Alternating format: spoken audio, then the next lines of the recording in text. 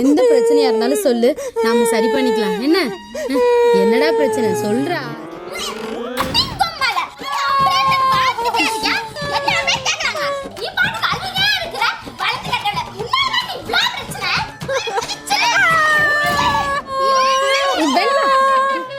கொஞ்சம் அமைதியா இரு, நான் பேசிக்கிறேன்.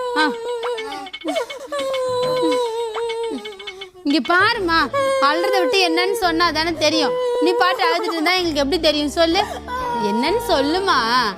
இவ்வளவு நேரம் கேக்குறேன்ல, நீ அழுதுட்டே இருந்தா எப்படி தெரியும்? சொல்லு.